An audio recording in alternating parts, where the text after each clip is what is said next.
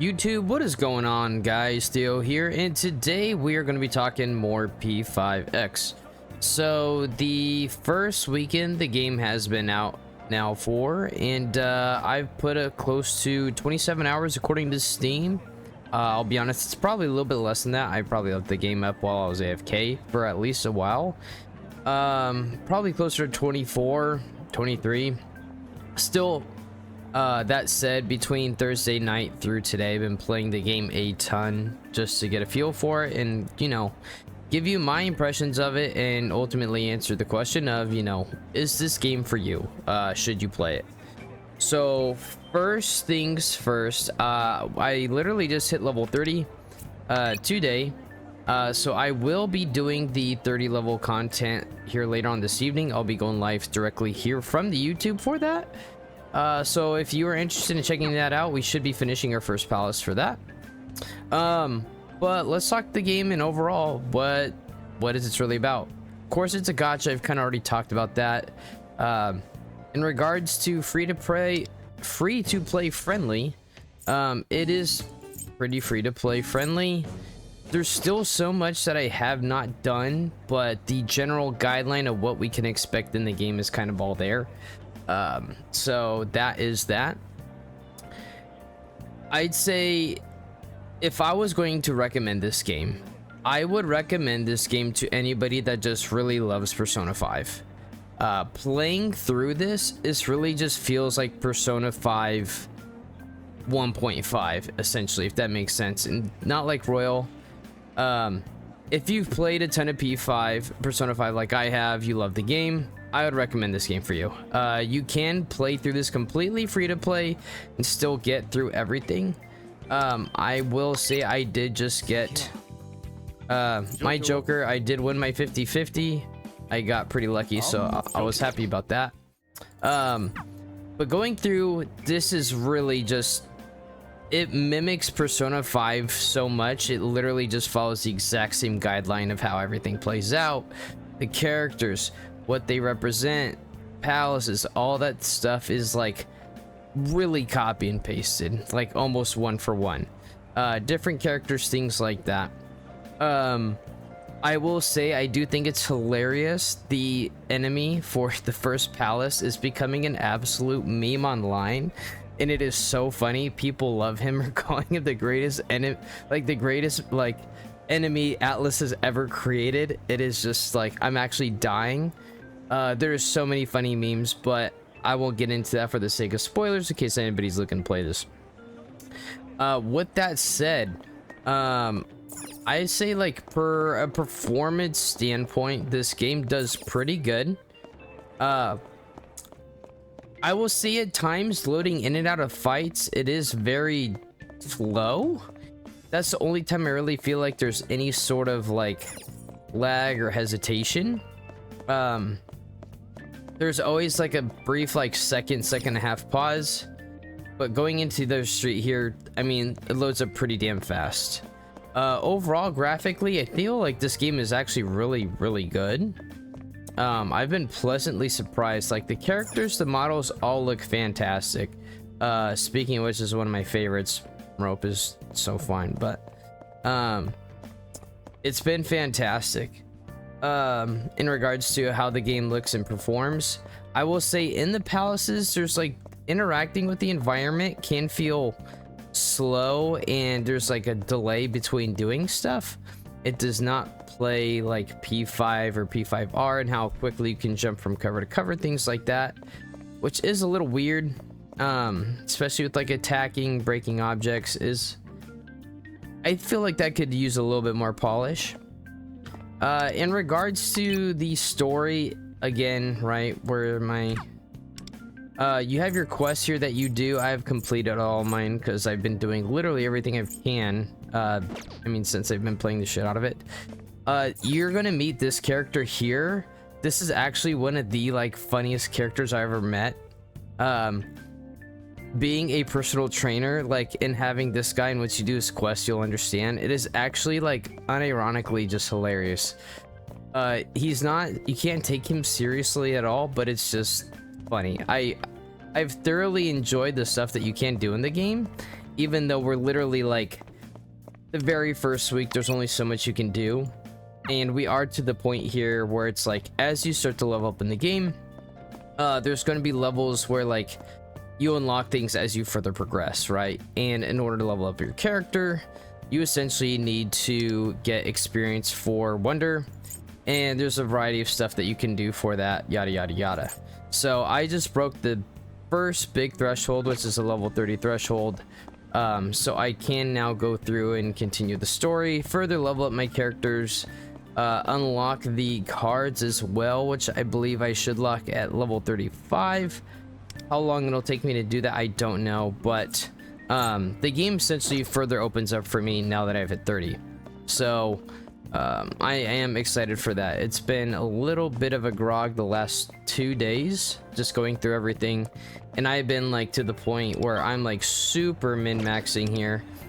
As you'll see here, this first palace here, I'm literally at 99%. There's only one enemy I still have to beat. I went through last night and did literally as much of this as I could, and my understanding is we're already going to get this second palace here, which I thought might be locked behind 1.1. Apparently it is not, so that is nice. So yeah, there is a ton of different stuff that you can do in regards to like finding time and staying busy. But if you're playing it more casually, you really shouldn't have a problem. The biggest thing you can do is just making sure that you're doing your dailies every single day. This is going to be the biggest thing that you can do for that. Once you complete those, you essentially like get a ton of experience. So doing one of these, you to get 4 redeemed each day, that's 9,000 experience. And as you can see, I mean, that's practically a level here for you. So, and then you add in the fact that you spend your energy and experience and just playing the game, yada yada yada. So in regards to the gacha system and how it interacts with the characters, I actually think it's fine. Coming to the thieves here, there's a wide variety of characters. I've pretty much gotten most of them. I am really annoyed that the only 4-star I've not gotten is the one that I want, because he's supposed to be a very good unit. And what's really fucked too is that coming back here to here, he's literally on the banner, and I've done 75 pulls and I have not gotten him. I hit Joker apparently 65. Also my last 10 pull would put me up to 70. So when I hit for that, so that's a little fucked up. I literally have this other character here, Moko. Let's find her. I mean, where is it here? She's literally almost maxed, so this is really messed up. She's literally at Constellation or Awareness 5. If I know Constellation is a I think Genshin term, but you get what I'm pointing, right? So there's that. In regards to the personas in the Velvet Room, it's actually totally fine to get these. Oh my gosh. Oh, these, oh, we have so much more open up now. So this is my first time seeing this since we literally hit a new level. And now there's all these different personas that I can fuse. This is nice. Okay. So over time, you want to complete out your compendium and do that.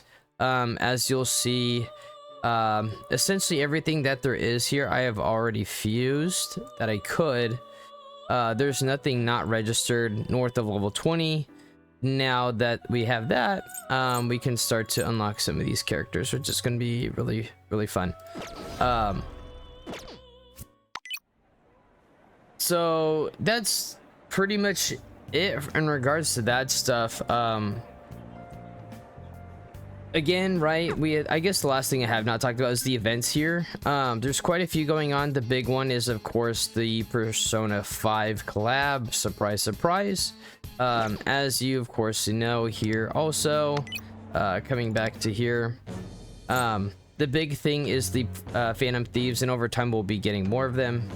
First ones we get is Morgana, Ryuji, and On or Panther. And then Joker's our first limited. And then, of course, over time, they will be adding Fox or Yusuke, Haru, as well as Makoto, Futaba, so on, right? You get how this is going, right? So over time we'll get those, and apparently that is going to be a little sped up. The banners will be releasing faster, but it is looking like they're going to be out for the normal amount of time. So they're essentially just going to be throwing more limited characters at us. One thing that I do like and I am excited for in this game compared to other gachas, which some do and some do not, if you're more familiar with the Hoyo verse gachas, the amount of characters that go from a limited banner and then get added into the standard like almost never happens. One of the next characters we're going to be getting will be getting added into the standard banner, which is why it's also important to kind of save your standard banner pulls, because these essentially do get more value over time. With that said, right, so that is a nice touch. The events have been pretty straightforward. For the Persona 5 event, you are joining in with the original Phantom Thieves and kind of going through what is essentially Kamoshiro's castle, but it is not quite the same. It is different. And of course, talking to Ryuji and Mona, or Skull and Mona, I should say, it is slightly different, and you're trying to figure out why that is and why you guys are meeting each other. That's pretty much the main set of stuff. Let's talk more nitty-gritty stuff. There's time where the audio just gets loud as shit. I've turned mine down. I'm gonna turn it down even more for certain effects and sounds. Why, I don't know, but that's the way it is. Let's actually talk about this as well. Is the way the time system works, right, is completely different in regards to how it works in a traditional Persona game. You essentially get these energies that you use. These get, I believe, 4 or 5 of them every single day. I don't remember. And then you get to spend 2 to 1 activity for the time of day that it is.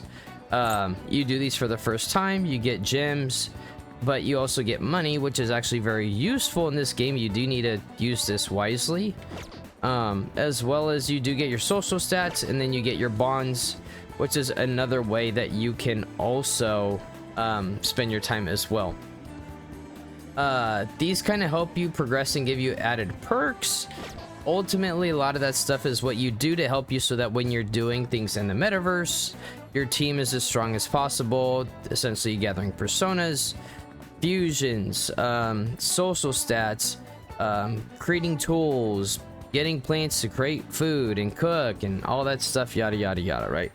So it does all come together. It is very much Persona 5 coded into the form of a gacha. I'd say they did a pretty good job with this overall. I will be playing this pretty much indefinitely. With being a gacha, right, there will be times where I'll step away and play other stuff, but what's nice about this is you can always come back to continue playing and so forth, right? So that's a nice little element here. The store also throws a good amount of stuff to you, right? You get free stuff every single day.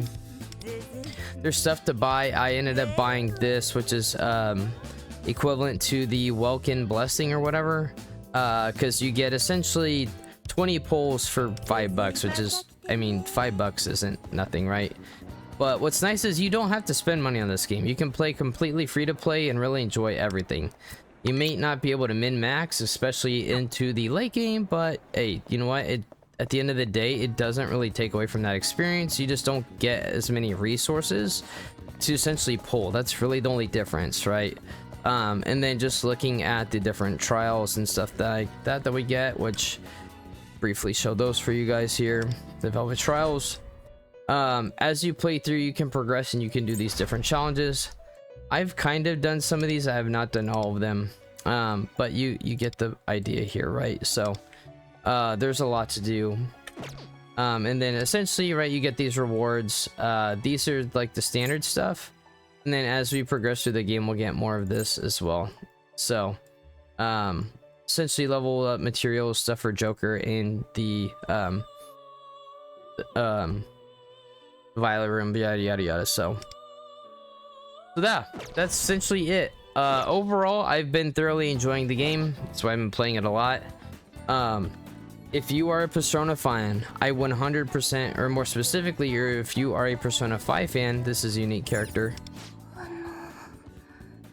Is this the girl who's the other 5-star? Obviously, right, you meet these characters out in the world and they haven't been really introduced to the story yet. Persona 5 does this as well. You would see characters that you would further on later meet and who would become involved in some way, shape, or form. There's been a couple of these I've noticed that you can talk to.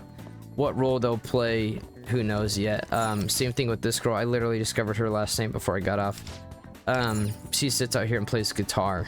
So, I don't know if she's the super busted unit that we get later on who's like actually a must pull. It kind of looks like her, but don't quote me on that. I'm not sure. But anyways, this is a very fun game. I have enjoyed it. Thing is with this, right, it is being a gacha, will be time gated, but it looks like we're gonna have a relatively fast timeline for things to come out for this game for P5X, which is great. So it's not like there's going to be a lot of wait in between different patches, things like that. Patch 1.1 is supposed to be for the beginning of July. I'm going to try to find the post from the live stream that the devs did to kind of show that, and that's going to help with more content, things like that coming out as well. Because that's one of my biggest gripes with the game like Wuthering Waves. The time in between patches is very long, so it feels like you're just waiting so much time in between. So you want to do what you can, do all the content, and then you just leave and you come back. This seems like it's going to be a little bit better pace to have you just kind of pick it up and constantly have something to do rather than having to wait so long in between, so you don't lose interest. That's kind of how it appears. Do not quote me on that, but that's kind of the vibe I'm getting. But that's essentially going to be it, guys. This is 100% made for Persona 5 fans. If you want to play Persona 5 with a new kind of twist, you should be playing this 100%. Recommend it. I think you'll enjoy it. Just go in and just see what it's about. Keep in mind, this is not Persona 5. It is slightly different. It just gives you that same feeling, and the gameplay is very similar, things like that. So, so with that, that's going to be it, guys. I just want to give my little take on it. There's a ton of stuff to do, and I mean, all things considered, there's only going to be more stuff to do with time, right? So that is going to be it. If you guys liked the video, please like the channel, or please like the video, subscribe to the channel. I'll be making more stuff as well. Did I get my login rewards? I must have. This must not be every day. The owl tokens? Wing beat coins, yeah, okay. Those are on different days. So anyways, that's it. I'm gonna stop yapping. If you guys can though, like the channel, I'll be creating more content. I'm gonna start talking about some of the units and my thoughts on them as well, as they progress through the story, and especially once we can start to build out these characters also. So that is going to be it, and I will see you guys in the next one. Until then, peace and deuces. See ya. Bye bye.